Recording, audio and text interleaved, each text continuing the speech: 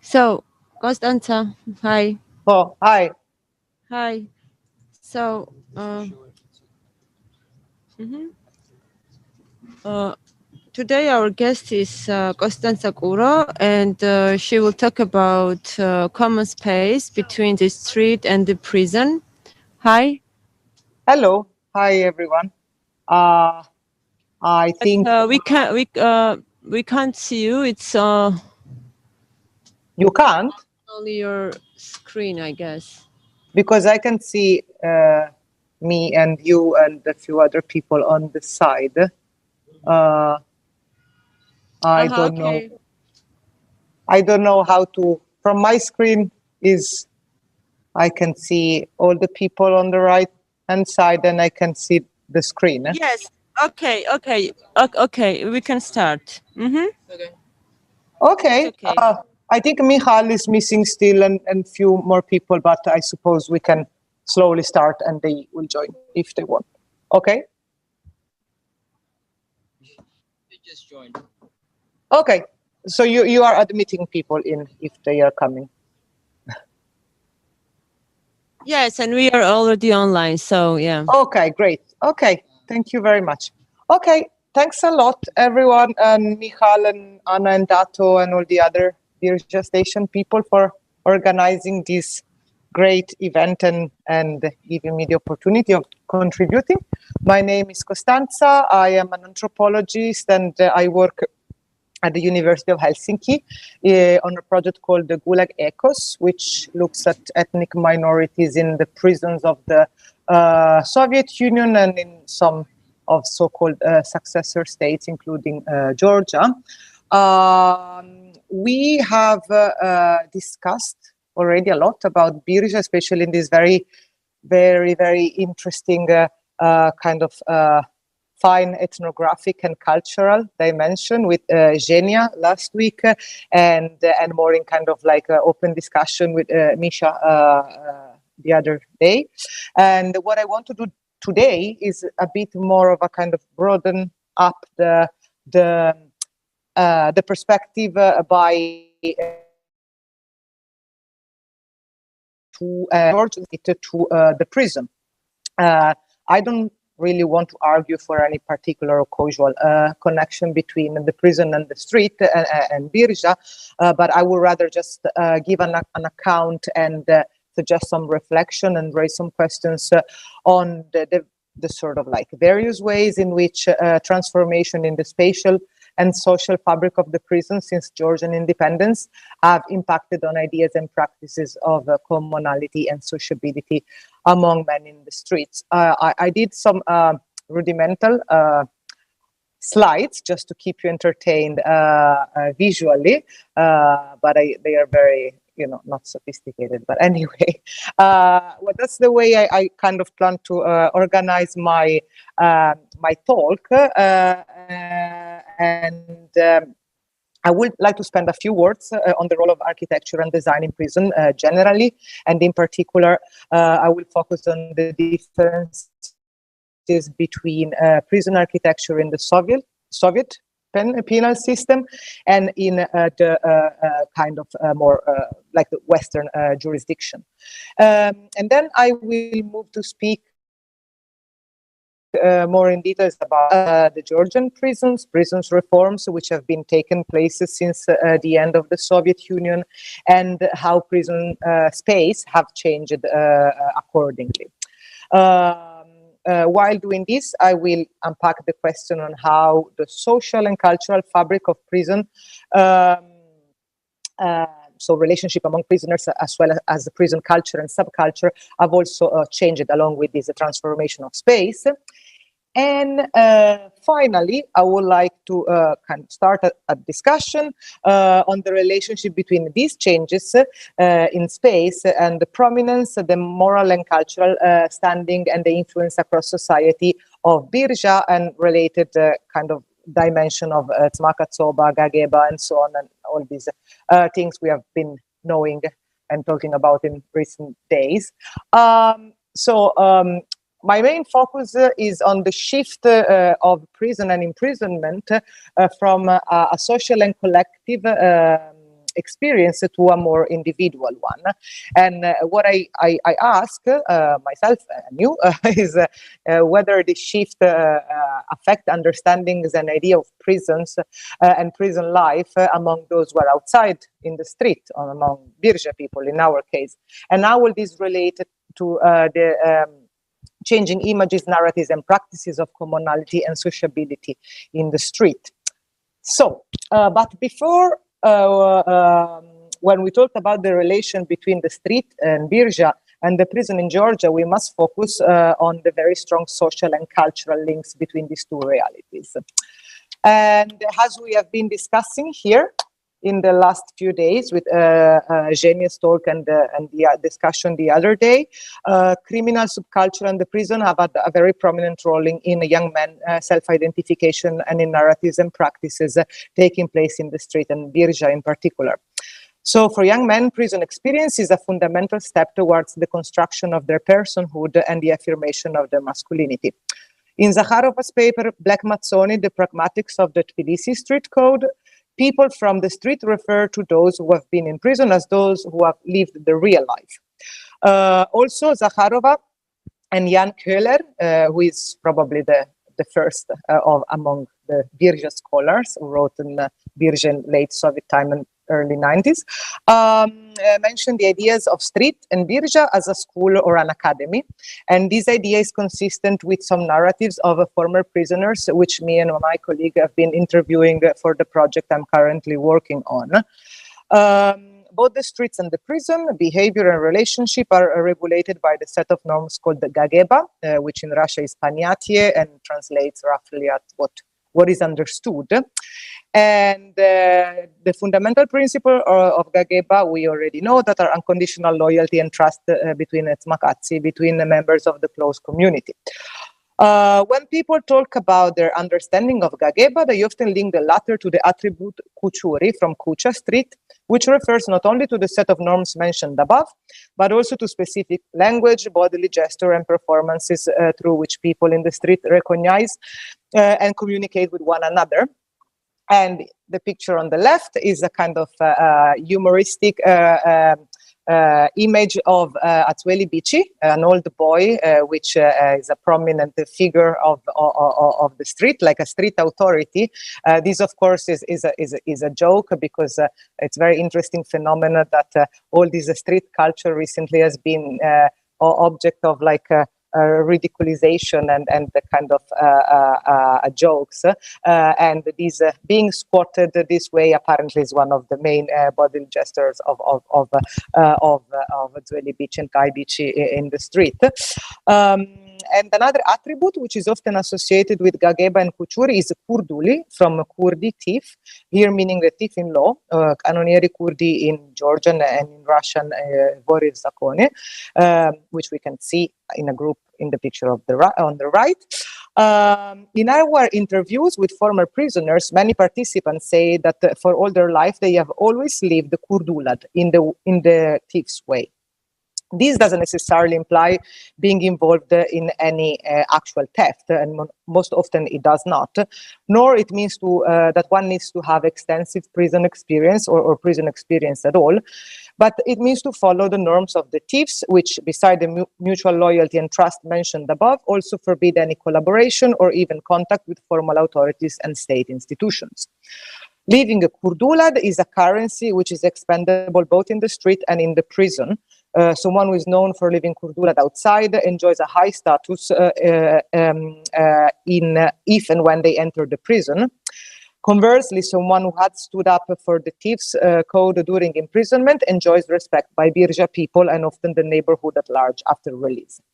Although, in some interviews, people who say to have been deeply engaged in living Kurdulad while in prison struggle to readapt to life outside, which is seen as a frivolous and corrupt world made of fake and instrumental relationships, as opposed to the prison, which is actually sometimes is still thought as the only place where actually a real thief or someone who lives according to the thief code can actually live.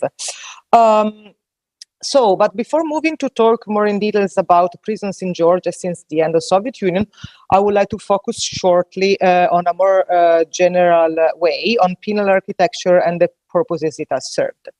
And also on the main difference between Soviet penal architecture and models that are predominantly understood as Western. So, yeah. The geographer and criminologist Dominique Moran and Yvonne Jukes point out that prison architecture and design are the material expressions of the goals and project of a criminal justice system, and are crucial to understand the lived experiences of people in such spaces. In this regard, I want to focus on an element which is particularly relevant to our discussion, which is the tension between what I will define the cellular or individual-based architectural models on the one hand, and more shared and collective space on the other hand. I say tension because it seems to me that both models can be perceived and used as a reward or a punishment in themselves. On the one hand, the lack of privacy and the dangers which a life in close contact with other inmates might entail are one of the most lamented pains of imprisonment. But on the other hand, the isolation of prisoners and the related social and often sensorial deprivation have been widely used by prison authorities as repressive and punitive measures, especially against particularly unruly and dangerous prisoners. The cellular versus collective dichotomy or pseudo-dichotomy somehow reflects the different penal philosophies and related prison architecture which have underpinned Western-style prisons on the one hand and Soviet penal system on the other hand. Focusing on the Soviet system, Laura Piacentini and Gavin Slade highlight the impact of collectivism on the way in which punishment was conceived in the Soviet Union, which in turn influenced the way in which Soviet penal institutions were built. Drawing on Harhordin's work, they argued that the two main features of the Soviet notion of collective as a more or rather less voluntary group dynamic are mutual surveillance and self-governance. Both features, I will say, serve the idea of collective responsibility as a pivotal principle of Soviet society in general and of deviance correction, rehabilitation, and reintegration in particular, reintegration in society in particular. When we look at the ways in which prisons and penal colonies were built and run in the Soviet Union, these principles of the collective transform the polyopticon, the many watching the many, as opposed to the panopticon, the few watching the many, which from Bentham to Foucault has been a dominant concept in Western penology. Prisoners had in this system positions of formal authority in various organizations and self-organized councils. Along with these formal organizations of prisoners, informal hierarchies headed by so-called Dvori Zakoni developed with the more or less open consent of the administration for a parallel informal oversight of discipline and conflict resolution. In terms of architectural forms, in the Soviet prison camps, inmates were housed in atriadi, that is, barracks or detachment blocks of brick buildings made up of mass dormitories, where prisoners lived openly and communally. Throughout the Soviet Union, this type of penal institution was referred to as zona, a name, as we shall see, which is still widely used across the post-Soviet space to indicate either actual remnants of prisons actually built and used in Soviet times, or the way in which architecture and prison management resembled that kind of system. And here in the slide, we have on the left the penal colony, a penal colony, Ispravitelna Kolonia in Term.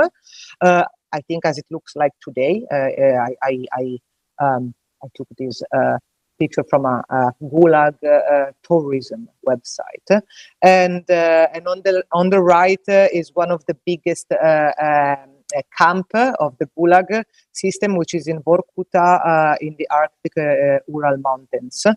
That's just to give you an idea of like how the camps were organized spatially. On the other hand, if we move to Western jurisdiction, Western concepts of punishment and rehabilitation are based on more individualistic principles. To simplify a bit, we can think of Western penal system along with a continuum. If we start from the left of the slide, We have one extreme, and where we can position the US model, particularly the case of the supermax, the maximum security prisons, which rely on minimum contact between inmates and the extensive use of solitary confinement as ordinary tools for dealing with prisoners. In this system, the idea of rehabilitation is nearly absent, and even less strict regimes than the supermax are conceived for warehousing for an indeterminate amount of time that kind of surplus population, which results from the increasing destruction of social welfare mechanism, which is a dimension which is very well analyzed by French sociologist Loïc Bacquin. The European approach, on the other side of the spectrum, which is reflected by the Council of Europe's prison rules for the humane treatment of prisoners, considers common space and socialization as crucial elements not only for respecting inmates' human rights, but also for a successful rehabilitation and reintegration of convicted within society. So on the other extreme of this spectrum, we can locate the so-called open prisons in Northern Europe, with prisoners enjoying a relatively unrestricted freedom of movement and association during the day and safety and privacy in individual cells during the night. I would argue that these two, that what unites these two sides of the spectrum and what makes them different from the Soviet model is the centrality of individual responsibility in ideas and practices of punishment. In the US case, society and the state are not deemed responsible to rehabilitate offenders, but only to remove them and lock them up, ideally for good. In the European case, each offender is seen as a unique case of deviance from the norm of society, which, if properly treated and if truly willing to change, can be successfully reintegrated in the community. Let me give you an example from Finland, which is the country where I'm currently living, and which is often brought about as a model from its very low rate of incarceration and the reliance of open types of prison whenever circumstances allow. I read you a quote from a short newspaper article on the open prison of Ojoinen, north of Helsinki. The article is titled, "Open prisons in Finland are like a holiday camp, but they seem to work." And I quote, "Ojoinen bears no resemblance to what might be traditionally considered a prison, and on first arrival, visitors would be forgiven for thinking they had come to the wrong place. There are no fences, no gates, no bars on the windows. Instead, there are old farm buildings, a volleyball court, and people moving freely around. As prison governor Kaisa something explains, the prison authorities have purposely tried to avoid everything that we can which are associated with a prison, which also means that there are no physical barriers stopping the prisoners from attempting to escape. The governor explains that this is intentional and is meant to encourage the prisoners to develop their own sense of self-control. Prisoners in a closed prison, she says, don't need to learn any self-control because everything they do is controlled. But to be a normal citizen, you need to have an inner control of your life. So you know how to behave, you know what is good for you, and you know what is good for the society." Mikko, who is like a stereotypical Finnish inmate, is serving the last few months of his 3-year sentence for a financial crime at Ojoinen.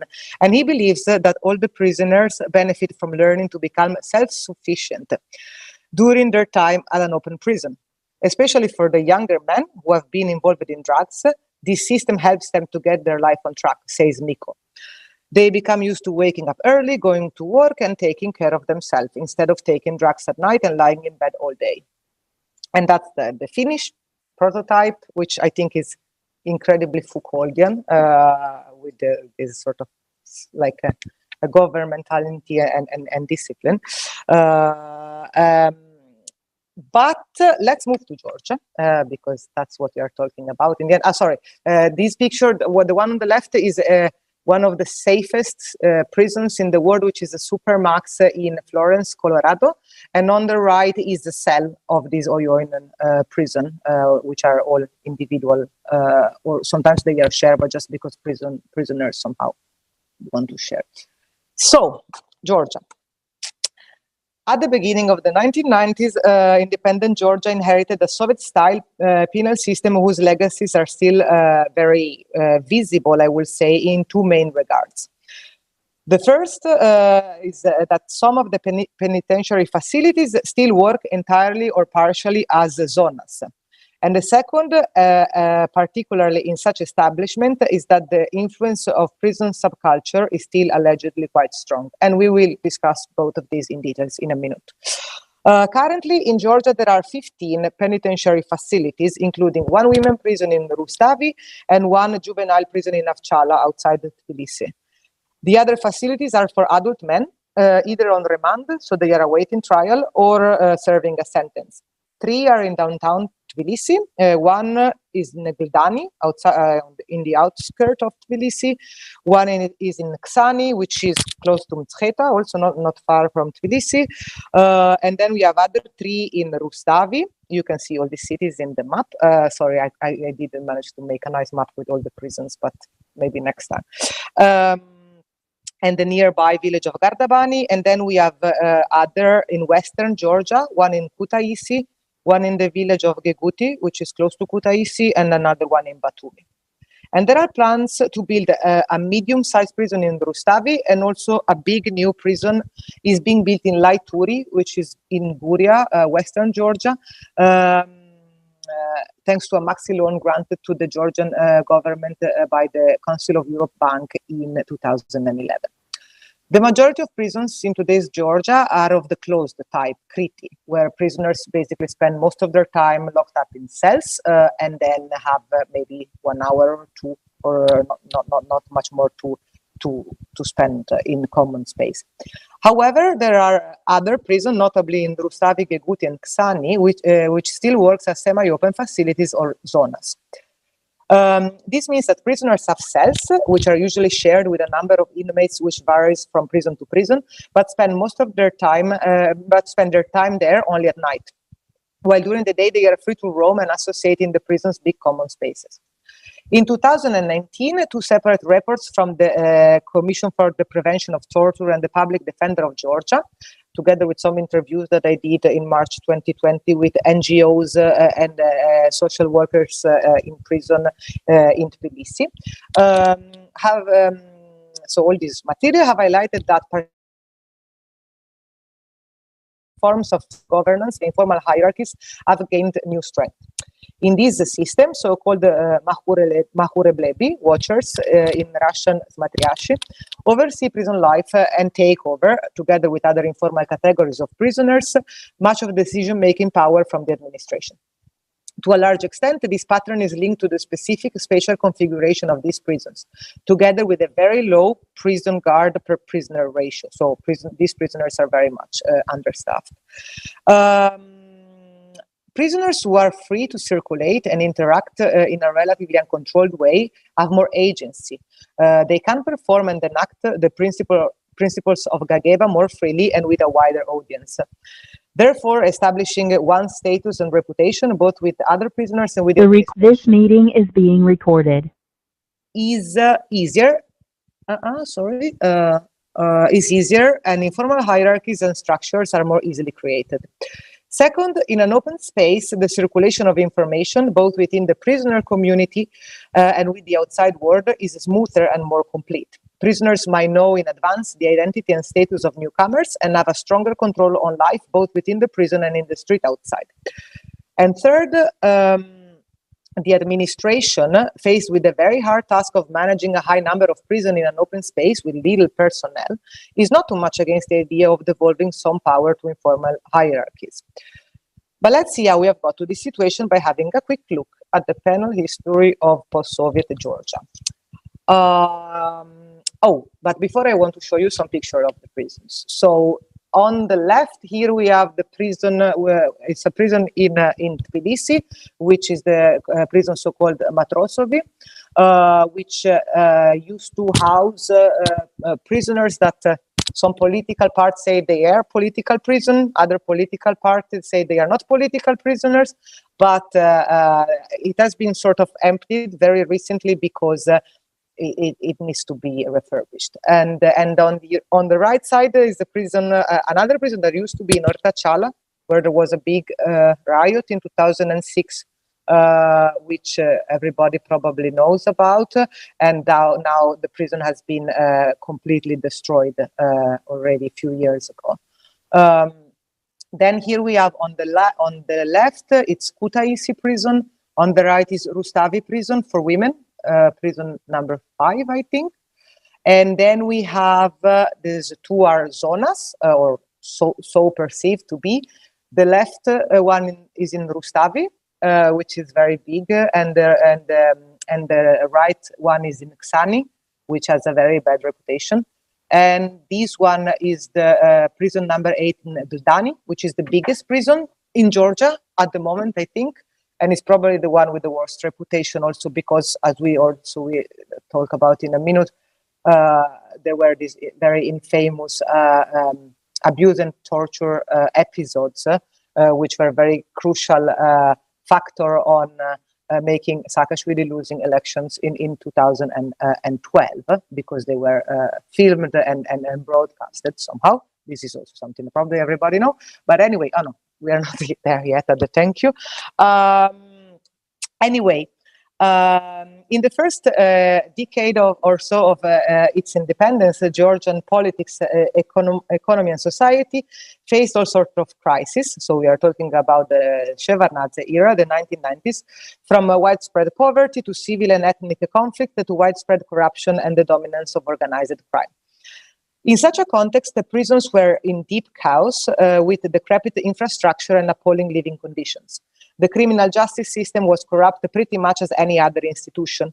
The boundaries between the prison and the street were very blurred, with the thieves in law and other criminals controlling various businesses from inside the prison and reportedly living a not too bad life inside the prison. Some of the respondents of our interviews who were in prison in that period stated that, in spite of the miserable and dangerous state in which prisons and prisoners were at that stage, somehow widespread corruption made their life easier. Because if one was in good terms with the criminal authorities, he would be able to enjoy all sorts of stuff which was mugged inside, from alcohol to drugs, prostitutes, good food, and so on. With the principles of Gageba as influent as ever on social, political, and economic life, for many men, especially young ones, prison at that time was a sort of adventurous initiation to life, masculinity, and criminality. And bear in mind that, like, being a criminal at that time could easily mean to be also a very successful, to have a very successful career in politics and economy. So we have quite romanticized accounts of prison life in that era. In terms of space, the nearly non-existent level of formal control enabled prisoners, especially those belonging to informal hierarchies, to move freely across the prison, also in closed-type facilities. Then the Rose Revolution came in 2003, and Mikhail Saakashvili and his United National Movement government started a thorough process of so-called modernization of Georgian politics, economy, and society. The criminal justice system and penal infrastructure was crucial to that project, since the government invested the war on crime in 3 main ways: as a way of social control, as a way of political currency and leverage, and as a way of economic revenue. And social control, because the government aimed at getting rid not only of the strong influence that organized crime and corruption had on politics and economy, but also of all those everyday social practices, including birja, which in the government's view made up an underlying culture of informality inherited from the Soviet era, which was kind of responsible of Georgia's underdevelopment. The government decided to establish this social control through punishment, or to use Gavin Slade's expression, by governing through crime. Such a policy implied that resources that could have been allocated to provide social welfare to the population, the lack of which was often at the roots of the reliance on informal practices and networks, were instead spent in strengthening the penal apparatus of the state. With the arrest and incarceration of thousands of people, often for minor infractions, and an extremely low acquittal rate during trials, the prison population increased 300% during Saakashvili's government, and Georgia became one of the biggest incarcerators worldwide. Political currency and leverage, because on the one hand, the government could show their international partners and donors that together with democracy, they were upholding legality and transparency. But arbitrary repression and police brutality against internal opponents, as well as petty criminals and enemies of all sorts, were by no means transparent and contributed to create a climate of fear and suspicion among the population. And the prison were also a source of economic revenue because, as still Gavin Slade aptly point out, the government had a substantial source of income from the monetization of the penal system, through a very thorough plea bargaining and probation system, but also from money that prisoners had to pay to get, for example, phone cards, food from the prison shop, relatives' visits, Skype calls, and so on. In order to establish such a regime, the state had to break the power of criminal hierarchies inside the prisons. This was made by dividing and isolating criminal leaders such as the Vori, which were transferred to different prisons and denied the possibility of communicating with other prisoners. One of such transfers, with some prisoners moved from Kutaisi to a prison in Ortachala, the one I showed you just before, in Tbilisi, triggered the notorious prison riots in 2006, which left 7 inmates and 2 guards dead, and sparked criticism against the government from various human rights organizations across the world. After this episode, the prison in Ortachala was closed and subsequently demolished.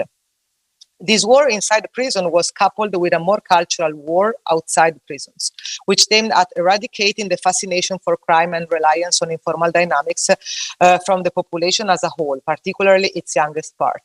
The crackdown on Birja and the criminalization of street life was part and parcel of this operation, of which we have great analysis by Zhenya Zakharova, Gavin Slade, Nvaho Keikoshvili, and others.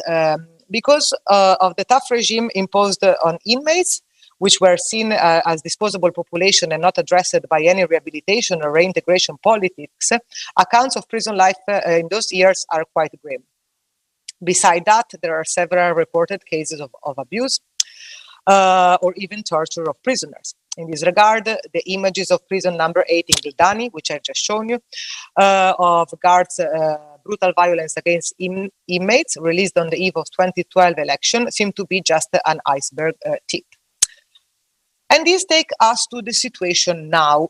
After Saakashvili's defeat in 2012, the new government, led by the Georgian Dream Party, released a vast number of detained people with a mass amnesty and pledged to prosecute those responsible of abuse of power and brutality in prisons, as well as in other social and political contexts. Much of this prosecution, including that of former Interior Minister Vano Merabishvili, who served almost 7 years under a very strict regime, is widely seen as politically motivated, but this is another matter. The government declared its intention to reform the prison system and bring it up to European standards. That is, preventing overcrowding, training staff better and in line with most advanced approaches such as that of dynamic security, involving prisoners in useful and meaningful activities such as work, sports, education, arts and crafts, and so on, improving mental health service for inmates, and implementing what is called individual sentence planning, in which the time that each prison serves is tailored specifically on their own needs, personality, and inclinations. In terms of space, this means opening new prisons in which spacious and ideally individual cells are combined with open spaces in which the prisoners engage in activities promoted and organized by the administration, as well as by NGOs and other associations working in prison. As for the older prisons, some refurbishment is on the way, and eventually zonas might be closed because such space is not really manageable and suitable for this kind of penal policy. It is not clear if such facilities are going to be refurbished or abandoned. Also, some investments are being made on alternative and intermediary solutions to incarceration, such as halfway houses, one of which was opened in Tbilisi in 2019. Getting rid of the zonas would also help eradicating the still heavy influence of prison subculture in prison governance. although political opposition has repeatedly accused the government of being, if not an active part, at least quite tolerant towards subculture, and to have no actual intention of fighting it. Whatever the case, prison reforms that the government, at least on paper, want to implement, envisage more privacy and less social interaction. Communal spaces will be available, but socialization and recreational activities within it will follow specific schedules and dynamics which are meant to lead to proper rehabilitation. I think, oh no, okay. So, how do we relate all this to Birzha? As we discussed already on Sunday, if we want to look at Birzha in relation to Georgian recent political history, we could say that the 1990s and Shevardnadze's time were a sort of golden era for Birzha, while the decade of Saakashvili's government was a time of retreat due to heavy state repression and cultural war against this phenomenon. The current time is harder to decipher, beside the quite ambiguous attitude of political authorities towards Birzha. But beside that, there is the question of whether Birzha is still a strong social and cultural point of reference for young men in Georgia today. We try to address this question and see how Birzha has been changing in recent years. And it seems that both for external reasons, such as gentrification and privatization of the public space, and also more internal dynamics, less fascination with the street world or alternative models of masculinity, which look more appealing and successful, Birzha has progressively losing its prominence, at least in the way we know it. Prison experience and fascination with the prison world are a pivotal part of young men coming of age at Birzha. Today, this experience seems to have lost, for the good or for the bad is something that can be discussed, the strongly collective tones that perhaps made it appealing for young men who wanted to live Kurdula in the thieves' way.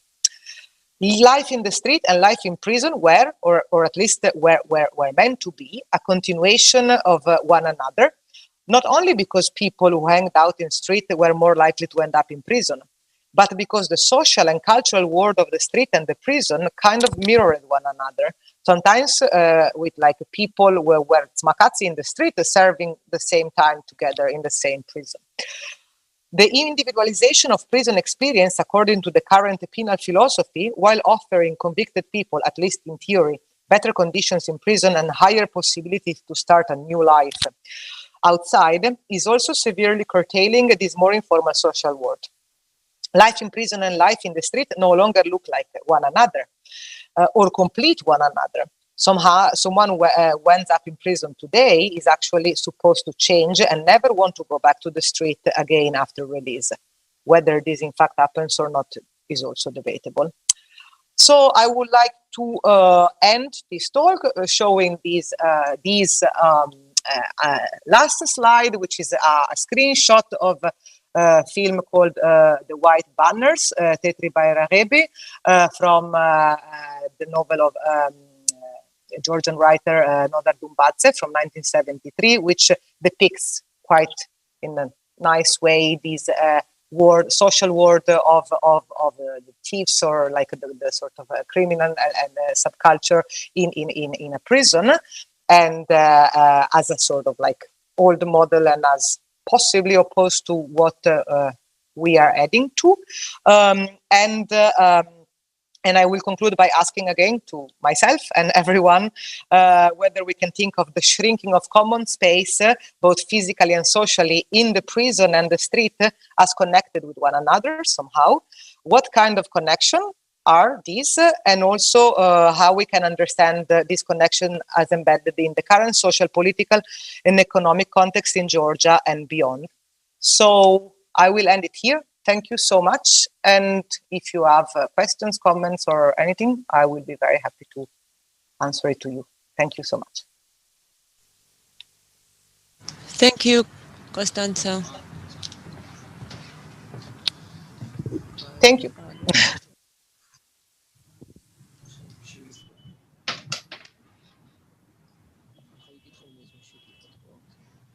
I don't know if there are any questions. I don't know how we do. We do the traditional way that people turn on the camera, but I can see only few people. Okay, Zhenya has a question. Okay, no, I can see her. Okay, I understand how it works. Okay, Thank you. The questions are many of us, and I think that they will follow. I would like to ask. Sorry, we Biennial, can't. we can't hear you. You can't hear? Why? I wonder. I don't know. It should be okay. Can you hear me now? Very No. badly. No? It sounds like there's some sort of remont outside your window. Yeah. Strange, because everything was okay previously. And now? Can you hear me? Now? There is someone, yeah, there is this noise in the back. Can sort of hear you, but we try.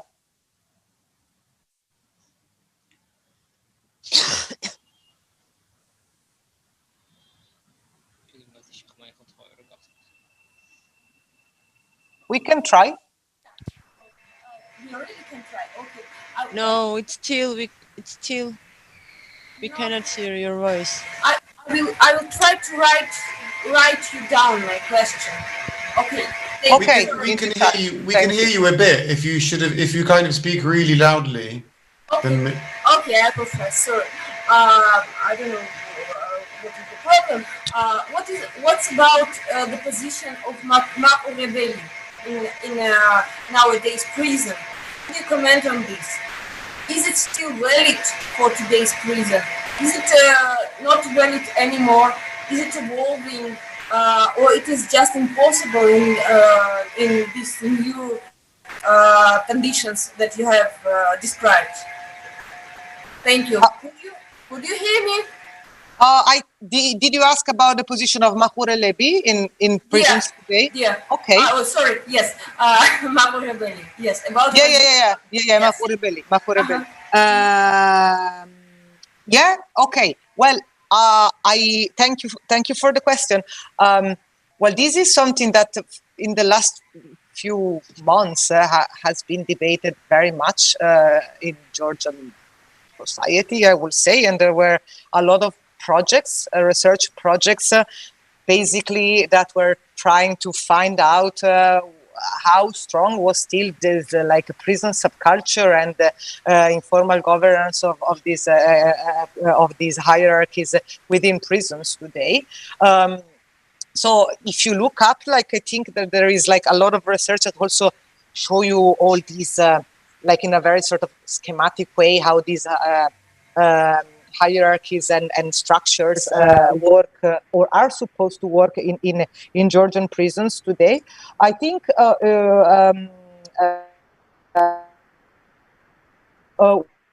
have like a first-hand information, meaning that because of various reasons, I didn't have the chance to get into prisons yet, but there is a lot of talk about it. There are official documents like from the Council of Europe and the Georgian Ombudsman, and they highlight that especially in the prison number 15 in Ksani and in the other two zonas, but especially they talk about Ksani.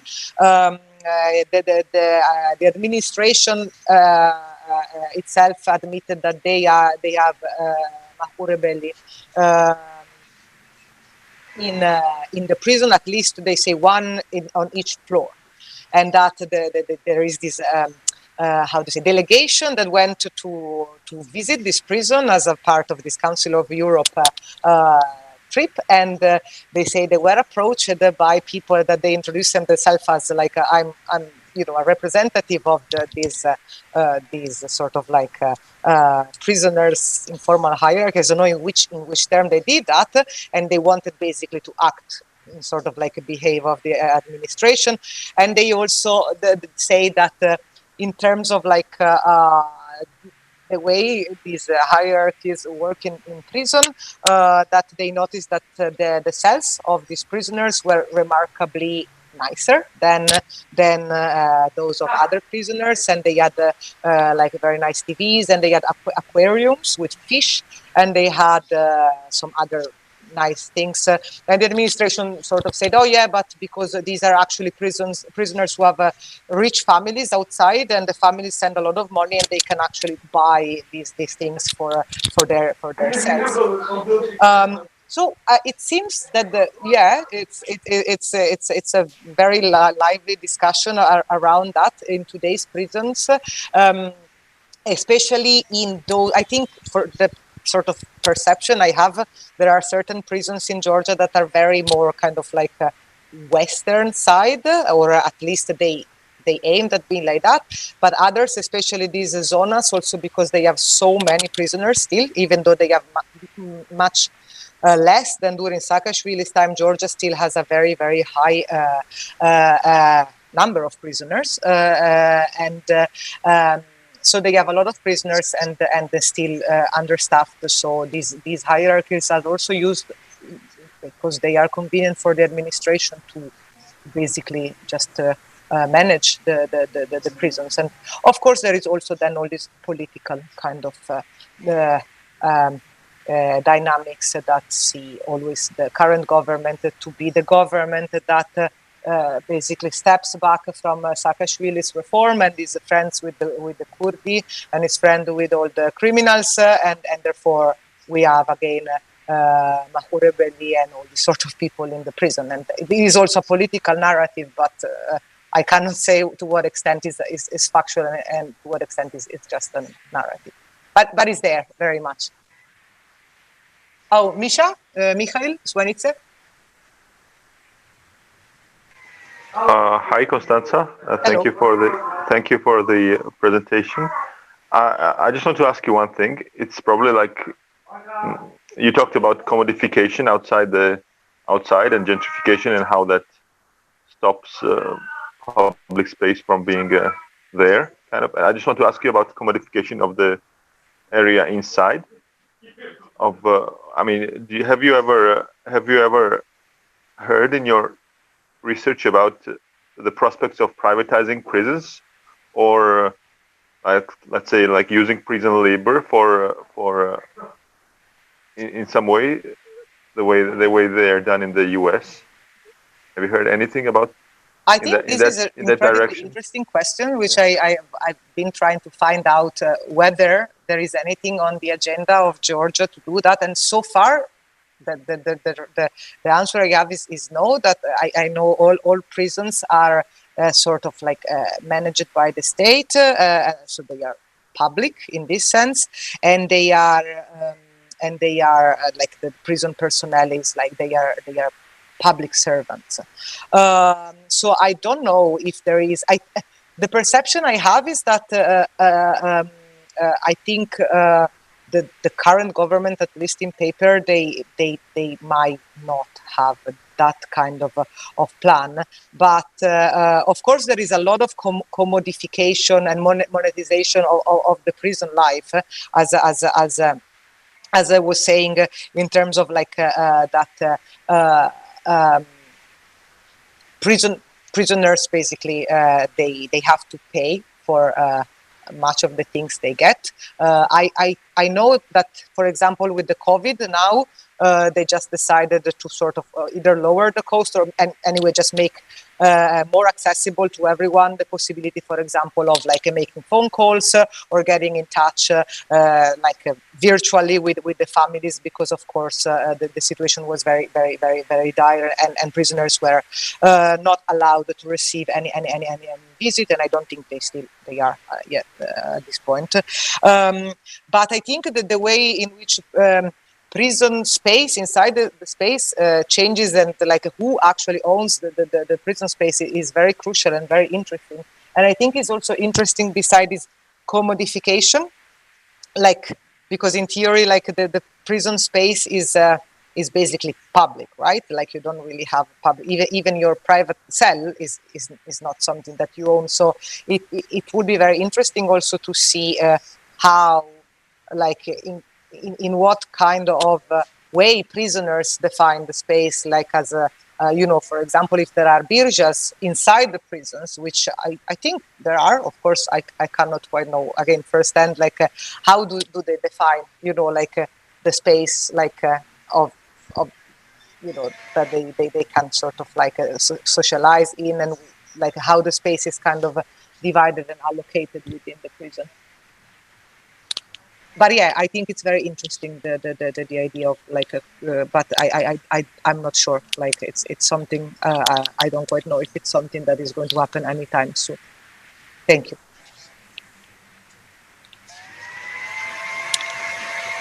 All right, if anyone else has a question in the Zoom meeting, you can raise your hand and we'll unmute you.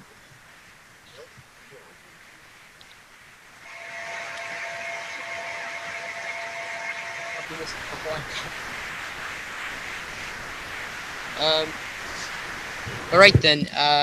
There doesn't seem to be anyone who wants to make a comment.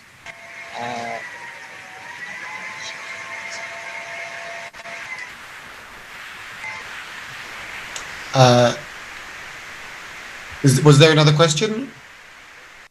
I just wanted to, if there isn't, can I briefly jump in and ask a small, like really boring, but actually sort of method. You mentioned that you don't have any access yet to the insides of the prisons, but is that a plan? Will you be able? Do you think that there is a realistic chance that you'll be able to get access? And if you do, how are you going to go? How would you navigate the methodological challenges that I'm sure that will pose?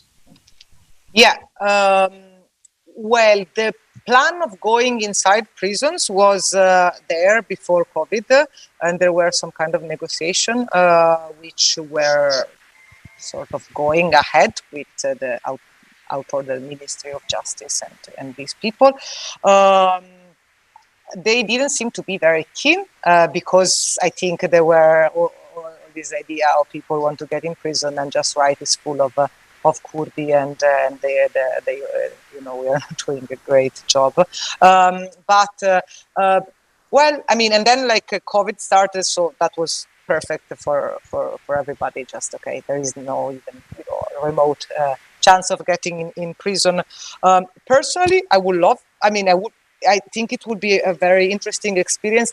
Not too much to talk with inmates because the idea was to go and do interviews.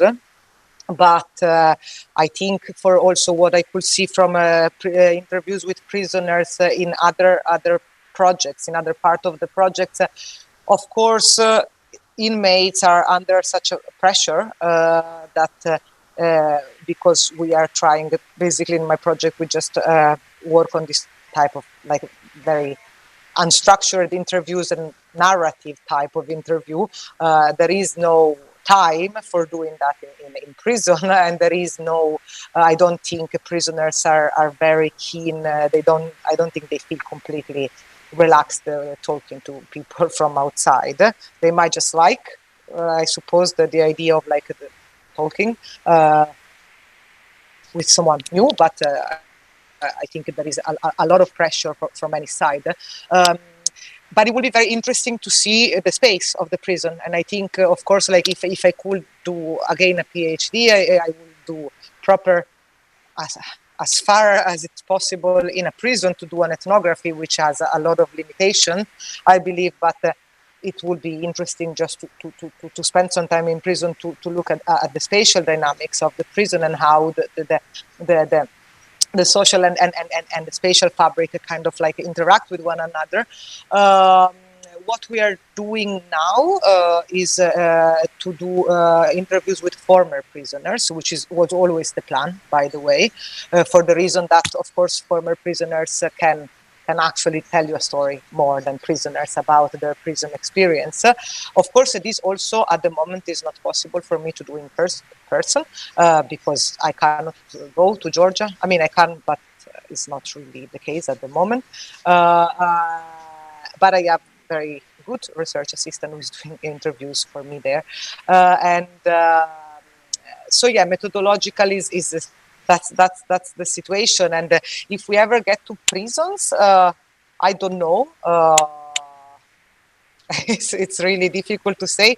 And if we ever get to, I think, as you said, like the challenges are multiple, both from the kind of interaction you can and relationship you can actually establish doing interviews with inmates, and the also sort of like a time constriction that one can have, and then the limitation, of course, that the prison administration will just enforce on you, like doing research there. So I think it will be very interesting to get there and see how to deal strategically, possibly with this kind of limitations. And just quickly, maybe you mentioned this in your lecture, but my internet went down for a moment. In terms of the kind of debirgification of public space under Saakashvili and later, and the creation of these kinds of pseudo-transparent police stations made out of glass, etc. You did show a couple of pictures. There was one of, I think it was a women's prison that looked quite fancy. It was sort of red. Bright red, and it looked kind of friendly. Yeah. Was this remodeled or renovated as part of the same scheme of transparentification of buildings of the state, or not really? That's just how it's all. I'm saying there hasn't been a similar scheme for transforming the architecture of prisons as for police stations. I don't think so. Actually, that's a very interesting question. The women prison, of course, it does look different just at the first sight in comparison with the male prisons. I must say that for our, especially from the kind of research I do, is something that has to do so much with masculinity, and prison somehow is very much conceived to be a male business. I think in the case of Georgia, we forget that there is a massive women prison, and that women face so many different and similar challenges to if compared with male prisoners. I don't know much about the women prison. I didn't do any research on that because I've been focusing so far, the focus is on male inmates. About the sort of making prisons transparent, this is just my personal reflection. As we know, in Saakashvili's time, everything was made glass-wise. We have all this public service offices and headquarters, the big registry office on the river in Tbilisi. Then we have the ministry, the parliament in Kutaisi. We have the Ministry of Internal Affairs in Tbilisi. These are just the most prominent examples that come to my mind. And then, of course, the police stations, which are the Palace of Ivanishvili, which is also made of glass, right? Sorry, which one? And the Palace of Ivanishvili, isn't it? Here's this palace which kind of dominates on the hill, which overlooks Ivanishvili's house. Ivanishvili's, which is also all glass, but in a different way. In a different way, yeah. I think, yeah, and the president palace also, that's actually half transparent because you have this sort of glass dome, but then you cannot really see much inside. But because I think there is this tension, behind this architecture, between transparency and opaqueness, opacity, that I talk about in this paper I wrote on Birja a few years ago. I think basically the only places that hasn't been made, at least on the facade, transparent were prisons, and that's where basically, or most of the abuses were concentrated during Saakashvili's time. You couldn't see anything going on in police stations because nothing really was going on. But there were places which were both architecturally and physically non-transparent, which, to my understanding, became a bit of this sort of opaque kind of spots, which basically concentrated that kind of sort of a rather arbitrary and repressive stance of the state at that specific point. Thank you. Thank you. Thank you. Does anyone have a question?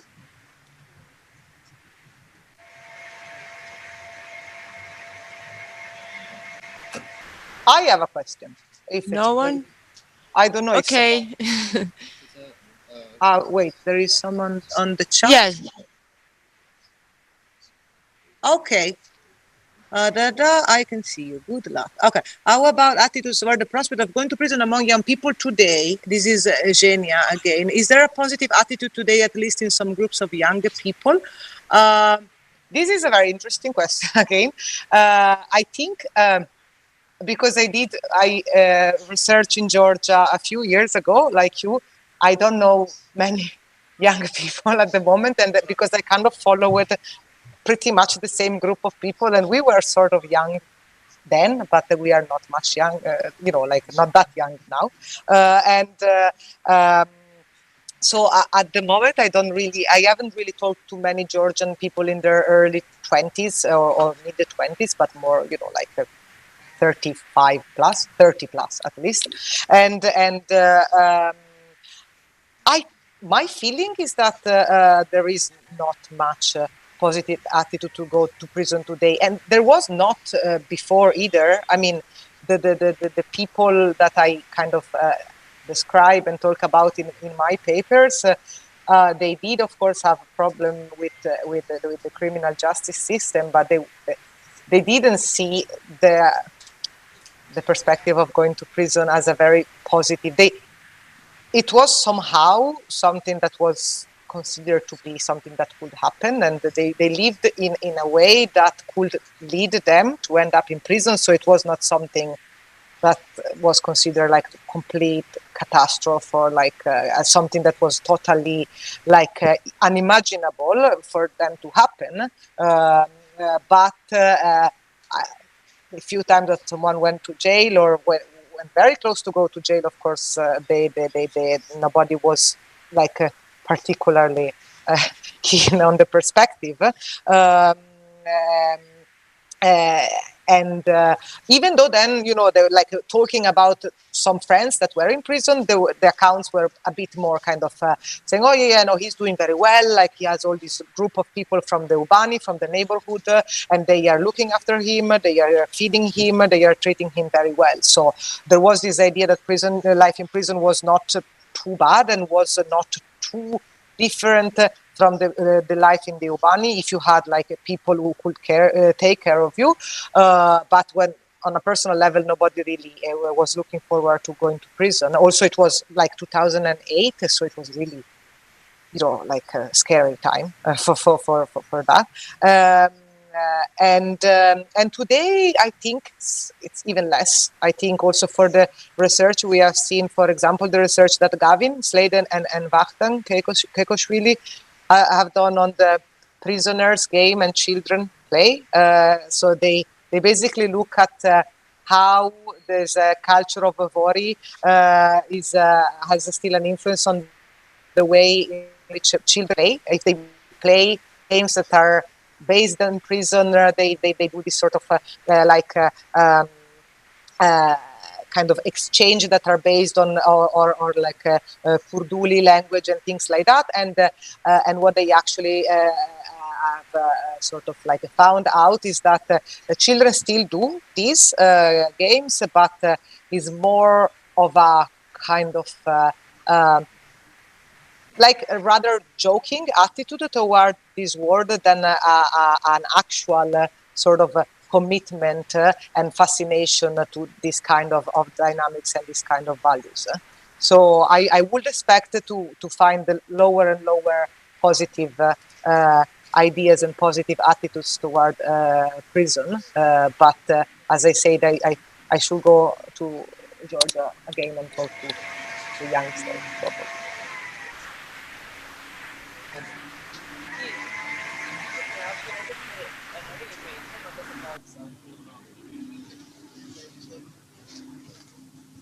Yes.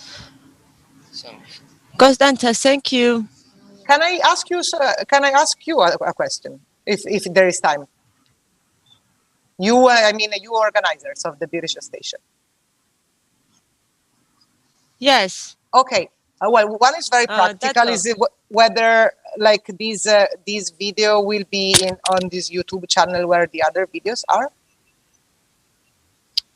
Yes, we can discuss it later because we are still online.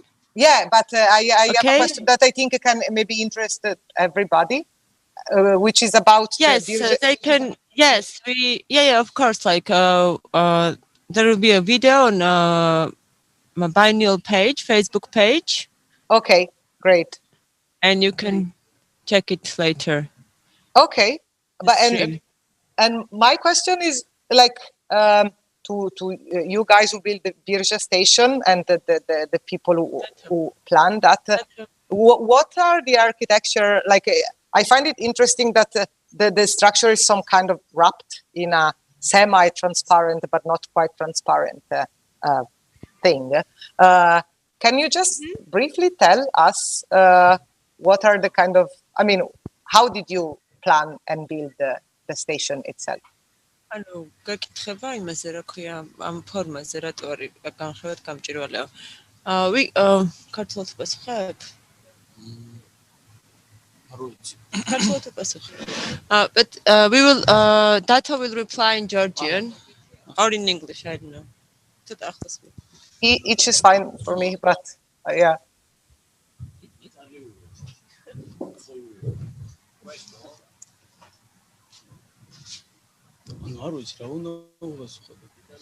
ანუ შეკეთ ანუ რატო არისო გამჭირ რატო აქ ის ტრანსპარენციო ამ ნაგებობასო რა რატო გადაწყვეტეთ რომ ნახევრად გამჭირვალე ყოფილიყო მაგრამ ინგლისურად შენ უპასუხე რა არა შენ უპასუხე და ქართულად უპასუხე ქართულად შეგვიძლია უპასუხო ვიცი რომ უნდა უპასუხო შეჩემ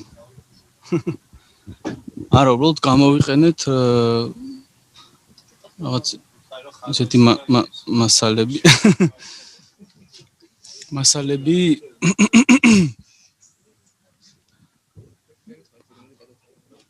რითიც კეთდებოდა მაგალითად აი პოლიკარბონატი რითიც კეთდებოდა ბესეთკები და გამოვიყენეთ მასალები ნახევრად გამჭვირვალე კონცეპტის რაც გვაქვს იდეა ეს ფსევდო ნახევრად გამჭვირვალობის ფსევდო გამჭვირვალობის იდეაში და ესეთი რაღაც აბსტრაქტული ბესეთკის ტიპოლოგია წარმოვადგინეთ. არ ვიცი. მადლობა. So Constanza, you understood, yes? Yeah. But we want to know as well.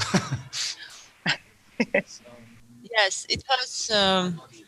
So now I should translate. That's what I არაფერი რა იმ მასალებით გავაკეთეთ რომელი მასალებითაც ანუ კეთდებოდა ხოლმე ბესეთკები ან მაგალითად ანუ ერთ-ერთი მასალა იყო რაც პოლიკარბონატი. So we used the same materials which was generally used to build besetkas.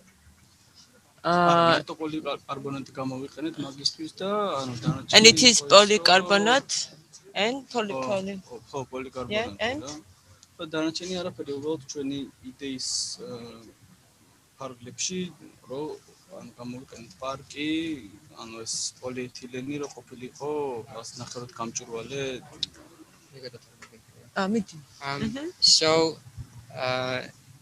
So we used mostly the materials that were used while making normal besetkas, and we also innovated by putting polyurethane bags or polyurethane barracks on the columns themselves. ეს ახალი ბესეთკა უნდა ყოფილიყო რაღაცა აბსტრაქტული რომელიც არ გავდა. But this besetka needs to be a modernization of the old types, so it doesn't really look like the old topology of the besetkas. It's a sort of a renovation or a abstraction of that form. So that was the idea of Birja Station. Okay, thanks. It's great. I think it's amazing that we have been talking about Birja non-stop from all over the place for almost 2 weeks. So I'm very grateful to all of you to have done that. Any questions? Do we have someone has a question?